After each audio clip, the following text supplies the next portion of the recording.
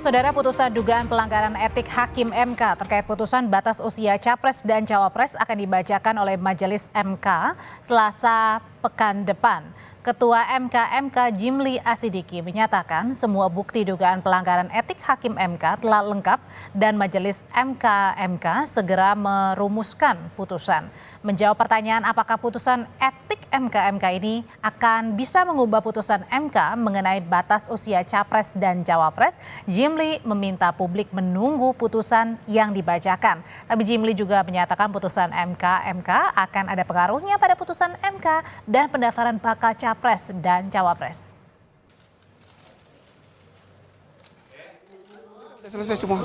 Udah selesai semua, tinggal kami merumuskan putusan dan itu butuh waktu karena semua laporan itu harus dijawab satu persatu. Putusan MK ini bisa menganulir putusan? Ya itulah salah satu yang ditunggu-tunggu. Jangan dijawab sekarang, dijawabnya di Selasa. Nah, nanti tolong dilihat di putusan yang akan kami baca. Termasuk jawaban terhadap tuntutan supaya putusan MK ini ya ada pengaruhnya terhadap putusan MK sehingga berpengaruh kepada pendaftaran capres, kan begitu. Nah, itu juga salah satu pertimbangan mengapa kita putuskan putusan dibacakan tanggal 7. Sementara Wakil Ketua Umum Partai Gerindra Habibur Rahman menduga adanya operasi rahasia untuk menjegal Gibran Rakabuming Raka sebagai bakal calon wakil presiden dengan cara berupaya membatalkan putusan MK soal batas usia Capres dan Cawapres. Habibur Rahman sebut pemetaan dua elemen masyarakat yang mengkritisi putusan Mahkamah Konstitusi.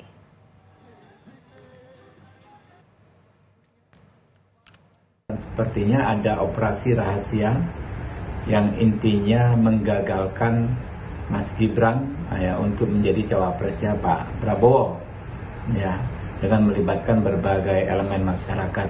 Saya melihat pemetaan ya, adanya dua kelompok masyarakat yang mengkritisi putusan MK terkait batas usia ini. Sekarang kemudian mereka mungkin ingin mendelegitimasi secara politik, yang menurut saya juga tidak mungkin terjadi karena rakyat sudah cerdas, sudah sadar, rakyat paham sekali ya siapa yang meluncurkan isu-isu tersebut dan rakyat bisa menilai yang mana yang substansi.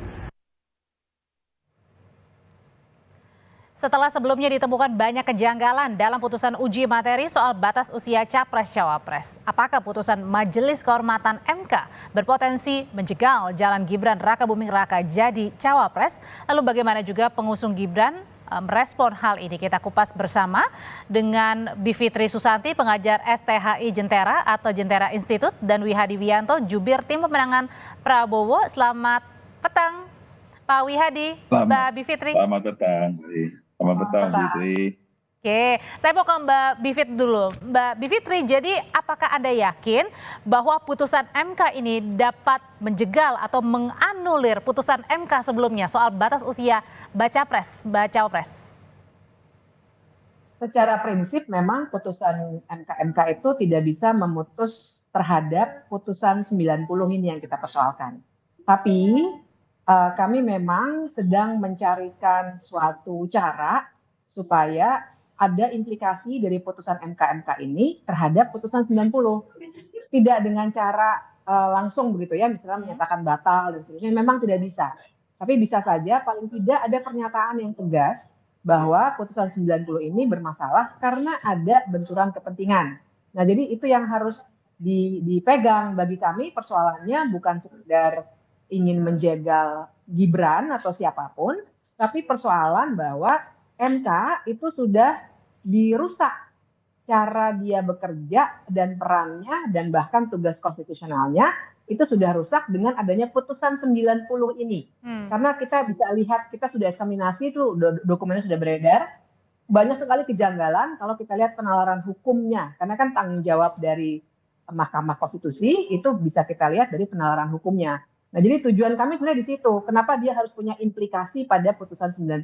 Dan ini bisa, Mbak, dengan misalnya menyatakan dengan tegas bahwa Mahkamah Konstitusi, jadi dikembalikan lagi misalnya ya ini salah satu cara, segera memeriksa ulang pasal 169 huruf Q itu dengan posisi yang sekarang sudah berbeda, karena bayangkan tadinya 54, tapi dengan segala kejanggalan itu sebenarnya yang bisa terjadi 44 atau bahkan sebenarnya 62 begitu ya. Jadi itu tentu saja implikasinya jelas karena adanya benturan kepentingan secara hukum itu dalam Undang-Undang Kekuasaan Kehakiman juga sudah disebut sebenarnya ya kalau lihat bobot Mbak Bivit, draftnya.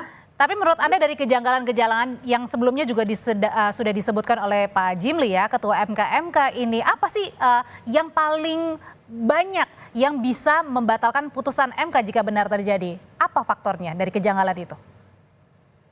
Ya kejanggalannya sebenarnya banyak sekali. Yang jelas kan yang masalah benturan kepentingan ya, dan implikasi pada putusan adalah misalnya legal standingnya pemohon, misalnya ya. Biasanya MK itu ketatnya luar biasa. Nah sekarang bagaimana bisa seseorang yang mengidolakan Gibran Rakabuming itu diakui legal standingnya. Nah itu saja udah janggal. Terus perkara itu juga sebenarnya sempat ditarik. Biasanya lagi-lagi saya harus bilang biasanya, MK itu sangat strict. Kalau ada perkara yang sudah ditarik, dia akan berhenti untuk memeriksa.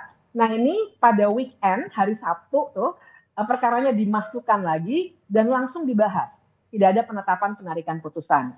Belum lagi 54 ya, yang 5 itu kan sebenarnya dua putusan itu atau dua pendapat, itu istilahnya concurring opinion, yaitu opini yang alasannya berbeda tapi ujungnya dianggap sama. Nah anggapan sama ini yang juga menurut kami keliru. Karena kalau dibaca pelan-pelan itu semua tersedia ya, online juga ada, bisa dibaca sendiri, buktikan sendiri. Kalau dibaca pelan-pelan, yang dua ini sebenarnya lebih menolak, bukan menerima. Oke, tahan dulu sampai di situ Mbak Bivit. Saya mau ke Pak Wihadi. Pak Wihadi, sebenarnya tim pemenangan Prabowo Gibran ini lagi was-was nggak sih? Artinya wait and see juga terhadap nanti putusan MK ini yang mungkin saja bisa mempengaruhi bacawa pres Gibran. Saya kira tidak ada masalah itu, dan kita masih yakin bahwa kita juga sudah mendaftarkan kepada KPU, dan kita paham bahwa keputusan MK ada keputusan yang final and binding, dan saya kira segala sesuatu yang sekarang ini berjalan dengan MK, saya kira akan bicara mengenai masalah kode etik daripada para hakim, bukan pada substansi dari keputusan itu, seperti yang disampaikan oleh Bu Fitri tadi. Cuman permasalahannya di sini kalau kita melihat kejanggalan-kejanggalan itu kan kepada kode etik daripada hakim, bukan kepada putusannya. Dan saya kira keputusan ini tetap saja bahwa kita tetap yakin bahwa kita tidak ada permasalahan dalam pencalonan Bapak Prabowo dengan Gibran. Jadi saya kira ini sesuatu hal yang memang sempat dikatakan oleh kolega kami mengenai masalah operasi rahasia itu memang betul. Jadi saya kira sebenarnya kalau kita kembali kepada semua keputusan MK, itu kejanggalan-kejanggalan itu banyak sekali terjadi sebenarnya juga. Kenapa baru sekarang dipermasalahkan yang urusan ini? Jadi saya kira ini bukan sesuatu hal yang baru saya kira. Kalau kita mau bedah semua MK, ya MK-nya semuanya itu mempunyai banyak kasus-kasus yang dulunya juga banyak kita kejanggalan-kejanggalan itu. Jadi saya kira ini adalah sesuatu hal yang memang menjadi sesuatu yang mungkin menjadi suatu operasi karena ini kaitannya dengan pencalonan presiden. Tetapi kalau kita melihat bahwa MK inilah hakim konstitusi, ya kan, bukan kepada private yang kita katakan bahwa itu adalah artinya adalah tetap tegas tidak akan mempengaruhi ya.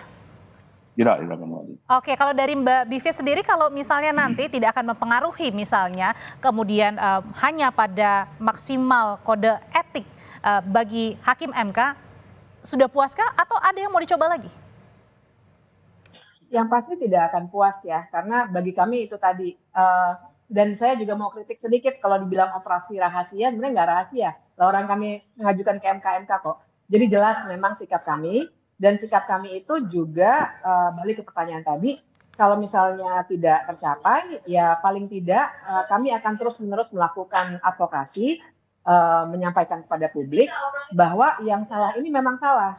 Jadi sekali lagi tujuannya sebenarnya bukan sekedar supaya Gibran tidak bisa menjadi cawapres, bukan itu. Tujuannya adalah MK-nya ini sudah dirusak dan cara berpolitik itu sudah dirusak, dan ini yang kita harus benahi.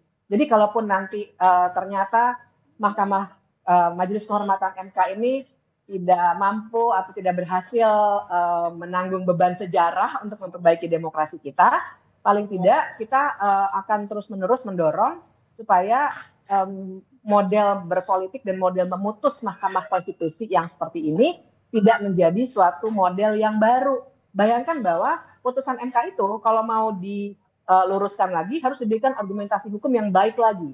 Nah sekarang ini udah kepalang rusak betul, artinya nanti ke depannya akan semakin banyak orang yang misalnya mengajukan batas usia apapun ke Mahkamah Konstitusi, yang seharusnya bukan tugasnya Mahkamah Konstitusi, tapi ke DPR dan pemerintah.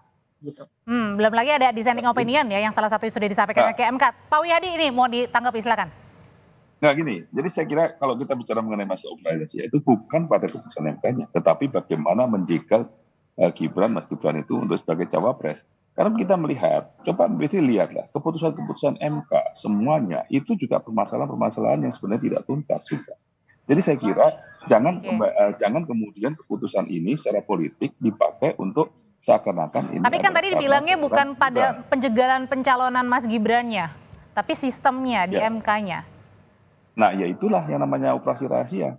Karena bagaimanapun ada daripada tujuan rahasia yang dalam penjagalan yang dilakukan oleh ini. Jadi saya kira itu sudah kita katakan bukan suatu hal yang tidak seperti itu, tetapi sebenarnya arahnya seperti itu. Nah, itu yang dikatakan rahasia gitu kan. Jadi bukan sesuatu hal yang mengajukan secara terbuka itu adalah merupakan itu terbuka gitu kan. Ya.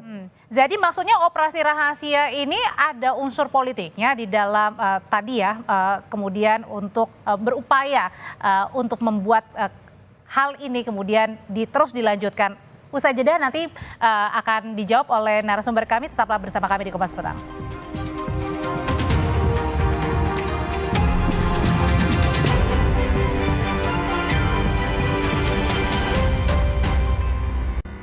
Kita lanjutkan perbincangan sore hari kita. Mbak Bivit, emang benar ada operasi rahasia yang sengaja dilakukan untuk menggugat putusan MK ini?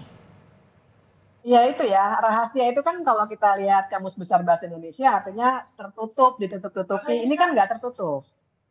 Bahwa ini politis atau tidak ya silakan dinilai. Tapi perlu juga saya luruskan bahwa kalau dibilang baru sekarang meributkan MK, sebenarnya tidak. Sudah sering sekali kami banyak dalam diskusi, kemudian demonstrasi, bahkan banyak juga mahasiswa yang melakukan demonstrasi terhadap Mahkamah Konstitusi, putusan Undang-Undang Cipta Kerja, putusan Undang-Undang IKN, putusan Undang-Undang Minerba, putusan pimpinan KPK. Bukan hanya kali ini. Jadi kami konsisten, tujuan kami adalah negara hukum yang baik dan demokrasi yang beradab. Nah, tapi memang untuk perkara yang ini tersedia forumnya yang namanya MK-MK. Dan tersedia juga ada suatu wilayah yang akan berimplikasi pada demokrasi dalam hal ini pemilu. Makanya langkahnya tidak sekedar mendiskusikan, tapi secara cepat kami juga merespons melalui kajian-kajian yang diserahkan kepada MK-MK. Jadi klarifikasi artinya dapat dipertanggungjawabkan ya gugatan itu ya? Semua dapat dipertanggungjawabkan. Silakan dibaca, semua pakai argumentasi hukum karena ini semua dosen-dosen yang 16 orang ini. Oke, emang kalau gitu Pak Wihadi siapa sih yang dimaksud operasi rahasia ini? Emang bernuansa politis? Tadi kan dibilang ini isinya nggak main-main loh, guru besar, akademisi. Ya, kalau kita lihat kan sekarang gini, ini kan kasusnya katanya kasus politik, masalahnya kan kebetulan dengan demokrasi, artinya berkaitan dengan politik. Nah, kalau kita ini sekarang melihat, kalau kita tarik ke belakang mengenai keputusan MK yang lain, kenapa dengan diskusi-diskusi aja mereka sudah puas. Tetapi kalau seperti ini, sepertinya apapun keputusan MK-MK yang tidak memuaskan, mereka akan mengejar lagi. Jadi saya kira ini kan sesuatu hal yang sebenarnya boleh dikatakan sesuatu yang memang ada tujuan dalam hal ini untuk gugatan ini. Jadi saya kira semuanya kita harus tahu bahwa ini adalah untuk kepentingan bangsa dan negara. Kita tahu, kita percaya bahwa kita semuanya mengkoreksi yang namanya MK. Kita tahu, saya juga kebetulan saya di Komisi 3 juga. Jadi saya tahu juga bagaimana kita masih harus melakukan perubahan-perubahan daripada undang-undang MK. Dan saya kira ini semuanya kita menuju kepada arah demokrasi yang lebih baik. Tetapi ini karena permasalahan-permasalahan yang menyangkut pesta demokrasi dan politis, maka ini adalah merupakan ada suatu hidden agenda dalam masalah gugatan tersebut. Jadi saya kira ini kita tidak perlu lagi berpanjang, tapi karena ini sudah berjalan, ya sudah, kita tunggu saja hasil daripada MK-MK ini bagaimana. Nah, apapun keputusan MK-MK itu, ya kita hargai bersama, bahwa ini adalah keputusan yang terbaik untuk kedepannya, agar kita sama-sama kita perbaiki apabila masih ada beberapa hal yang mungkin bisa diperbaiki. Tetapi kita jangan mencederai juga pesta demokrasi untuk saat ini, Karena ini adalah sesuatu hal yang memang sudah berjalan dan keputusan MK ini adalah final. Tapi dari tim sendiri sudah siap ancang-ancang kalau misalnya tadi dapat mengubah putusan MK ini. Misalnya menyiapkan nama lain selain Mas Gibran, Pak Wiyadi? Nggak ada, kita percaya bahwa kita taat kepada keputusan MK. Kalau itu adalah final binding. Dan kita lakukan apa menjadi keputusan MK. Jadi saya kira ketaatan kita terhadap permasalahan hukum yang ada, kita perjelas. Jadi saya kira tidak ada pemikiran-pemikiran lain kita bicara itu. Jadi karena kita yakin bahwa ini adalah keputusan MK sudah final binding. Seperti hal yang dilakukan oleh MK saat ini. Jadi saya kira kita tidak pernah berpikir lagi nama-nama yang lain. Karena kita sudah memutuskan nama cawapres daripada Koalisi Indonesia Maju ini adalah dengan Pak Prabowo dengan Mas Gibran. Ini sudah jelas. Kita juga sudah memikirkan untuk pemenangan selanjutnya. Dan saya mau tegaskan lagi kalau Mbak Bivitri dan juga teman-teman akademisi dan juga guru besar, ini tidak ada unsur muatan politis ya, gugatan ini. Murni. Saya kira kan kita paham ya bahwa pasti akan ada perbedaan cara pandang antara akademisi dengan politikus. Yang dianggap sebagai tujuan demokrasi oleh politikus dan yang dianggap sebagai tujuan bernegara dan demokrasi bagi akademisi pasti berbeda. Bagi kami, tujuan kami adalah juga mungkin narasinya jadi kesannya kan sama nih. Kita memang ingin supaya bernegara itu baik, demokrasi yang baik. Kan sama nih kan kalau tadi dilihat. Tapi persepsi antara akademisi dengan politikus beda apa itu demokrasi yang baik. Bagi kami, demokrasi yang baik itu tidak hanya yang mengikuti secara ibaratnya taklid buta gitu. Kalau sudah putusan ya sudah diikuti saja. Bagi kami ketika putusan itu diambil dengan cara-cara yang buruk dan itu artinya merusak kita, itu yang harus dikritik. Jadi persepsinya berbeda di sini memang. Jadi kalau mau kita saling berkeras ya seakan-akan memang tujuannya sama kok, kita juga demokrasi ya benar. Tapi apa itu sebenarnya demokrasi? Apa itu sebenarnya negara hukum? Kami pegangannya prinsip-prinsip dan kami melihat betul dari putusannya sudah kami kaji secara mendalam. Eksaminasi putusannya sudah kami lakukan di UGM bahwa ternyata putusan ini sangat bermasalah dari segi prinsip-prinsip hukum. Dan berarti tinggal ditunggu nanti ya tanggal 7 November 2023 apa putusan MK. Pak Wiyadi, saya yakinkan lagi bahwa tidak ada tunggu-tungguan di tanggal 7, gaspol terus Prabowo Gibran? Sudah yakin kita, karena kita ini kan sudah mau dekat-dekat begini kan sudah jelas bahwa kita ini sudah mendaftar ke KPU dan berdasarkan keputusan yang sudah secara hukum juga sudah jelas adalah keputusan final binding. Jadi saya kira ini jangan diungkit masalah bahwa kita ragu, kita tidak akan ragu karena kita tahu bahwa kita ini bekerja adalah untuk kemajuan daripada Indonesia. Jadi saya kira ini bukan sesuatu hal yang main-main di sini. Pak Wiyadi, terima kasih. Mbak Bivitri, terima kasih. Kita ketemu lagi di lain kesempatan. Yuk, masih.